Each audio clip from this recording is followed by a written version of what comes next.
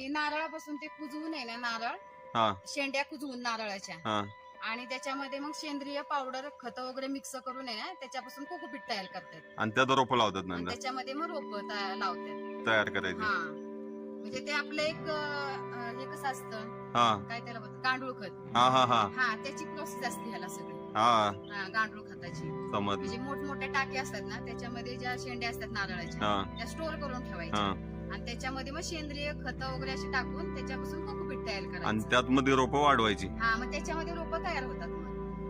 अच्छा. आणि वाईला ह्याला पण मातीमध्ये तयार करतात, पण असं म्हणजे कोकोपीट वगैरे वाईला भरत नाही. अच्छा डायरेक्ट मातीत. हा मातीमध्ये, कारण की वाईला गरमी जास्त असते ना हा हा हा त्याच्यामुळे मग हे गरमीसाठी हा पोल्यावच असतो इथं. होय. हा इथं थंडी आहे तरी पण मग हे का हा लावलं, मग हे गरमीसाठी गरम राहावं म्हणून. गरम राहावं म्हणून असं आहे. हा उष्णता तयार होते ह्याच्यामध्ये अच्छा अच्छा जास्त. म्हणून पॉलिहाऊस लावले. हा